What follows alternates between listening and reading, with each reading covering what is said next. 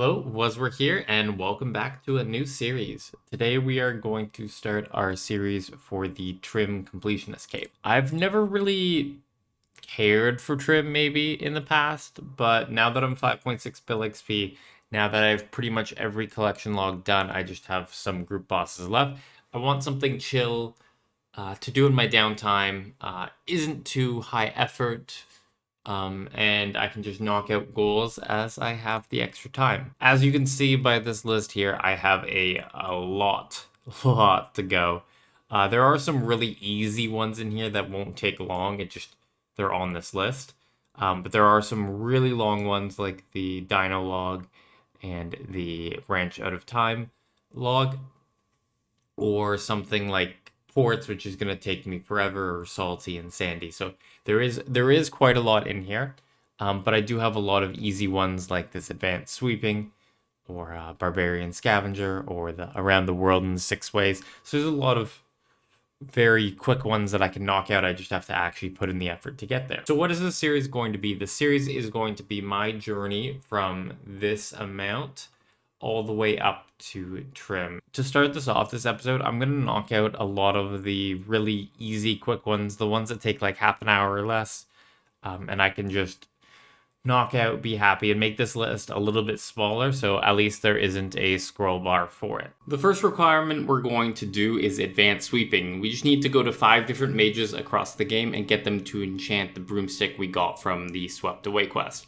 I have all the teleports in my inventory, and first we're going to go to the Al-Kharid Lodestone and go to the Sorcerer's minigame location, just northeast of the Shanty Pass, and have her enchant the broom. From there you can use the 99 or 120 Slayer Cape to teleport to Simona, and just west of her is the Hag, who will do the second enchantment.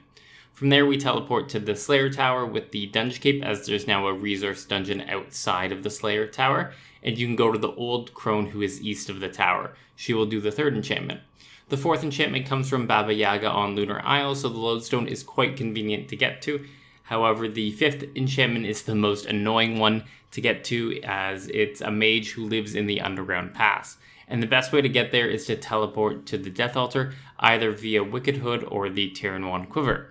Exit west and climb up to the top level and find her house in the southeast corner. This mage won't actually talk to you, so you need to use the broomstick on her, and boom, Trim Rec done. 1 down in about 3 minutes, only about 50 more Reqs to go. Next up, we have the All Your Energies, which just requires us to unlock the Energy Gathering Skirmisher scroll from the Wacko Ports reward shop, and we have everything we need for that. So I'm going to go ahead and buy that right away. The next requirement we're going to do is unlocking all the hot air balloon travel routes. We need to get ourselves onto Intrana, so I went ahead and banked all of my gear, and to teleport there, we're going to use the Wicked Hood teleports. I had a couple extra ones in the bank, so we have 9 teleports. Now we are on Intrana. Okay, so the wiki itself has the list of everything you need to click, so just follow along with what they're saying. And you'll get your way through it. But basically how it works is Relax just puts you 1 forward.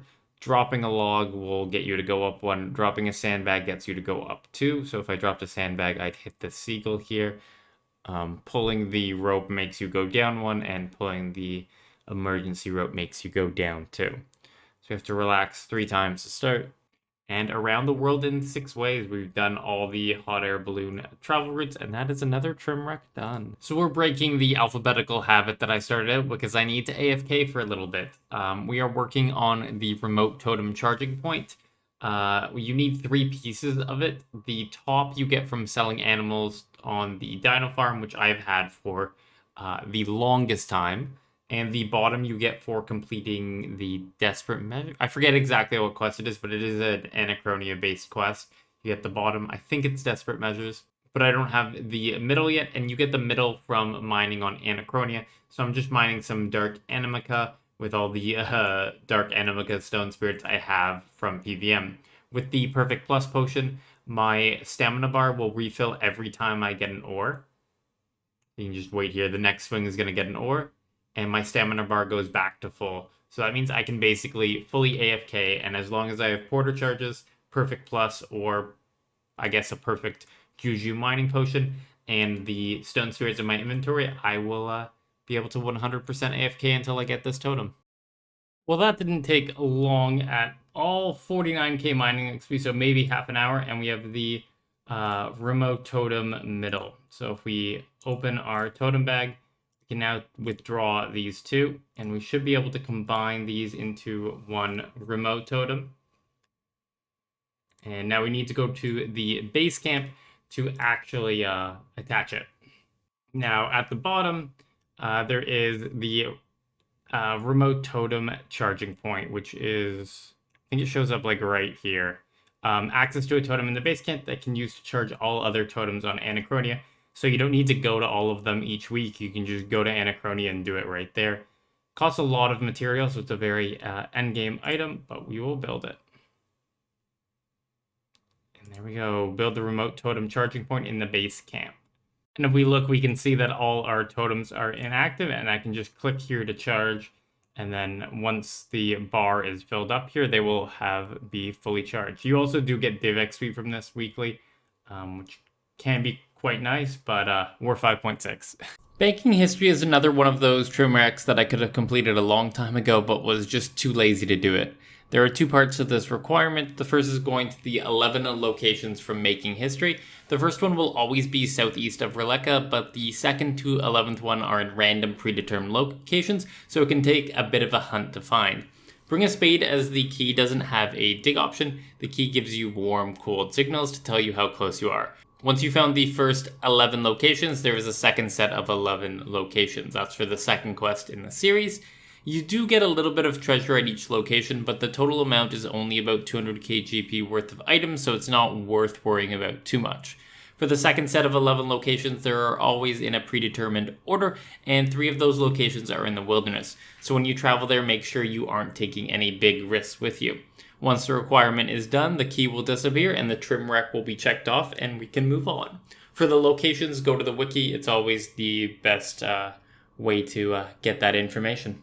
Next up, we have Death Effect, which is something I could have gotten for a long time, but I always wanted to keep on these Reaper points, just in case I wanted more ore refreshes or Hydrixes or whatever we need.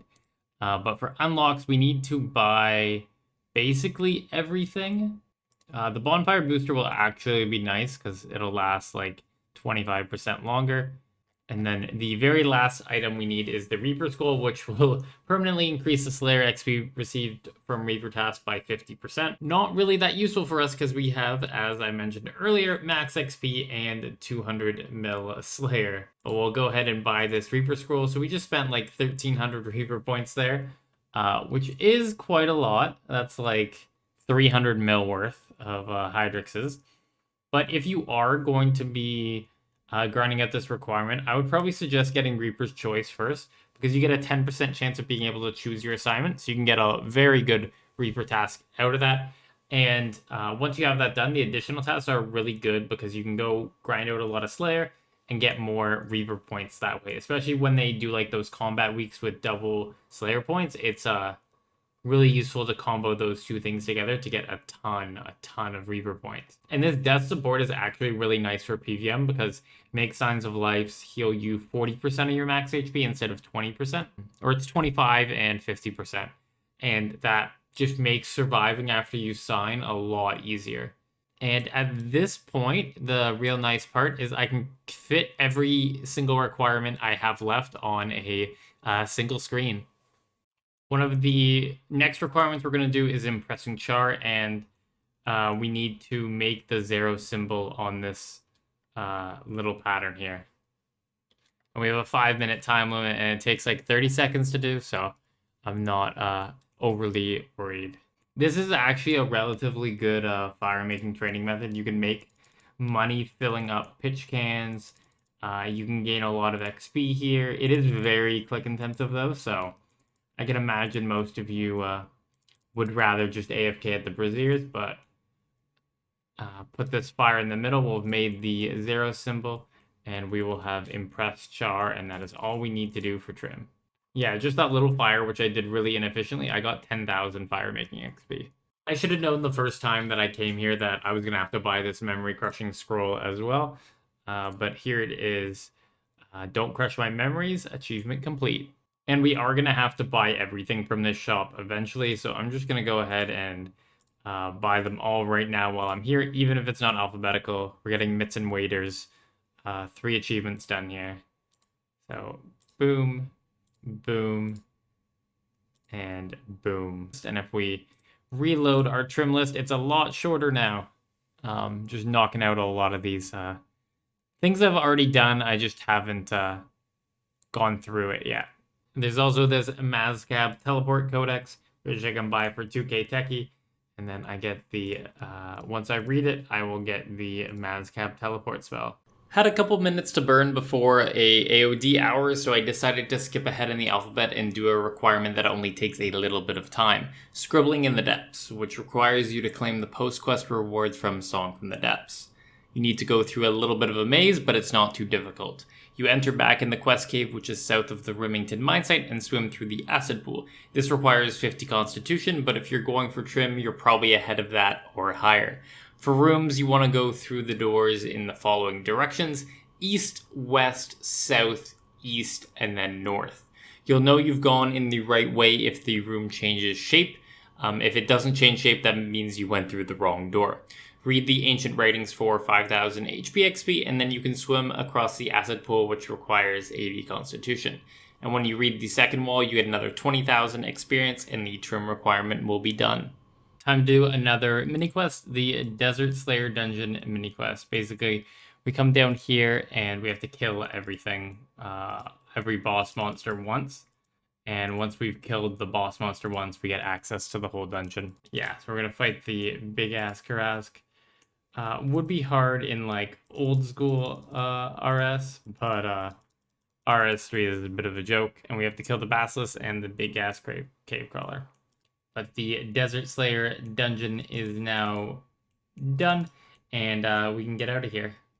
So much like a lot of these trim requirements that I've been doing today, it's all about just doing some post-quest thing that I've already done. So for Tales of Nomad, we just need to go to 10 different locations and go through some dialogue, but it all starts at Death's office.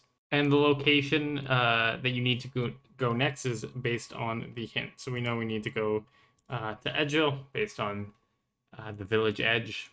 And eventually the figures and memories will send you all the way back to here. So we can just come back and talk to the sinister figure, and the quest will be over, or the mini quest will be over. For this, I would just use the wiki. It's just so much easier than me freeze framing each location. So yeah, we got 3 XP lamps, but I'm going to destroy all of them because I can't gain XP, but probably sound like a broken record saying that all the time. The next thing we're going to do is start a rec, but not actually be able to finish it yet, and that is Memorialized more than once. You need to prestige the Memorial to Guthix 3 times. I only did the first initial one, so therefore I need to do the second one, and the second one costs 3190 strands, and I happen to have 3299, so I thought I might as well do that while I can, and then I can set up for the third prestige and on. I should have done this while I was going for 200 mil div, but I just instead handed in the memory strands to Orla Fairweather because I was freaking lazy, and it's coming back to bite me. This just would have been really easy to knock out of the way on our way. But what we do is we prestige here. We'll give us a small amount of divination experience and severs the connection between all charged engrams and their echoes. And then we need to charge them all again. They're scattered across the world map, as what seems like all of these trim requirements. The engrams themselves are actually really hard to find and click on, like their click box is tiny. You just take the engram. So unfortunately, I'm an idiot, and I forgot that I prestiged it once in the past, so I'm actually on the second prestige. So if we check this engram, we need 144 memory strands, and on the second prestige is 112, so that's what I calculated, and I bought all these for the second prestige, but we're actually on the third, which means we are close to finishing the requirement, but we don't have enough memory strands. We need about like 900 more. So what I'm going to do is I'm going to do all the ones I can, except for like a couple of the higher ones, and then we'll just get that when we get enough memory strands from training div passively. So now that I've picked up all the extra energy we need, I can just go ahead and charge the engram. And once we have that, it works out. So we're going to go and pick up all the engrams and charge the first 10. The last two, the luminous and the incandescent one, I'll just have the engram, and when we get enough strands, we'll finish it off. We've picked up all the engrams except for one, and that's because one of the engrams is in the wilderness, so that is why we haven't done it yet. But I believe we just use these on the fountain. Yeah, and it takes all of them. They got all added to the pool. And I'm going to bank these two, and then we can teleport to the wilderness to pick up the last one. We have the 2 engrams to go. One requires 504 memory strands, and one requires 540, so we need a little over 1,000. You get that by doing div. So we'll get it with time, but for now, they'll just go in the bank. In order to solve our memory strain issue, I thought we would combo it with another trim requirement. You're not my real ma. This is a really long requirement, but luckily the divination update has just come out to make it way more AFK. There isn't much you can do to improve your chronicle chance, but there are a couple things you can do to make your overall divination experience better. First of all is you want to play on World 79. The more people that you are divinationing with, the more AFK it is. Each person adds 15 seconds to the spring timer, and if it's more AFK, it's less effort.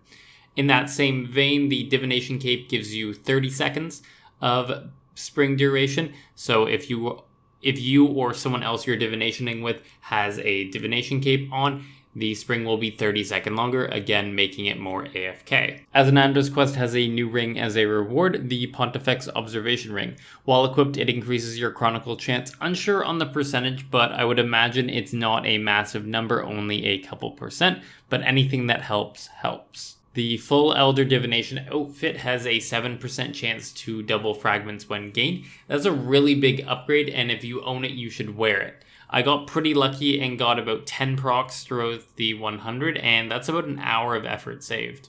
Now the next 3 items all work together: Grace of the Elves, Chronicle Absorption, and the Ancient Elven Ritual Shard.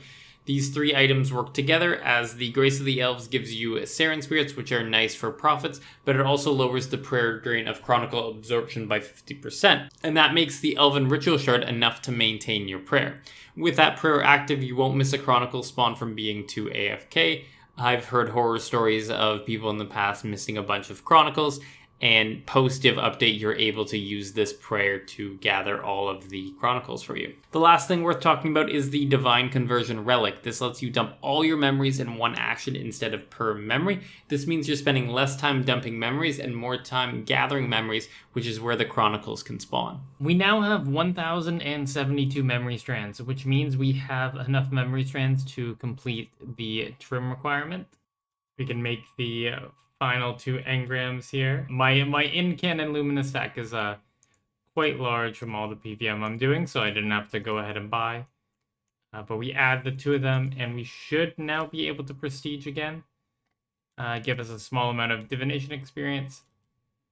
And there we go. We've prestiged the Memorial to Guthix 3 times. The trim requirement is technically done. Okay. So I was under the impression that when I prestige, I lost all of these buffs, but it turns out that you don't actually lose the buffs. So I am done. I don't need to actually prestige anymore. So that's a very good sign. So the memory strands now are pretty useless because the only other thing they can do is prestiging more times, which gives more div XP, or I can give memory strands to Orla Fairweather, which also gives div XP. But we're going to continue on the Elder Chronicle grind. We have 30 of the 100 we need. Seems to be like 15-ish an hour. It's probably a good long-term average we're getting. Elder Fragments gained. Let's just dump these memories into the Rift. I am so happy I did this after the div update. It was just so much cleaner just being able to AFK on these wisps. They had the timer and everything. We picked up a total of 184k Elder Energy. And they're 210 GB each, so I think if we add this here, it's going to be like 35 mil. Yeah, 38 mil. Wow, that's pretty good. But let's go turn in these chronicles. So do not, and I repeat, do not use them from the inventory and offer them at the hall. They do not count for progress. So what you do is you talk to Orla Fairweather and... Oh, it's May? Oh, she's right here. So I'd like to talk about Chronicles.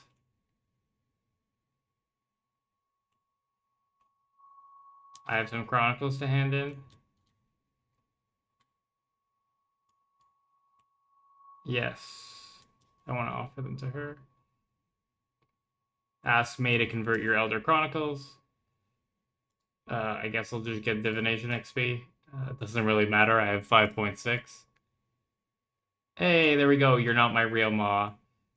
We gathered the 100 Elder Chronicles and then turn them into her. So you have to actually do it to a May Stormbrewer right here. And with that long requirement out of the way, we're going to be ending the first episode of the Trim Journey. It was great to just knock down that list from what felt a long laundry list to more directable requirements. I can look at the list and pick something to go for, and it'll take some time, and that'll be great. Next episode, we're going to be focusing on all of the time-locked requirements like Strange Rocks, Ports, and Player-Owned Farm. This is something that I need to do pretty early on, as it's going to be the limiting factor in me getting Trim. As this is the first episode and it's something completely new, if you could drop a like on the video, that would be great. It really helps more people see the content, and it might show it to someone who might not be interested in my more PVM content, but would want to see this progress Trim content. But past that, have a good day, and I'll catch you in the next one.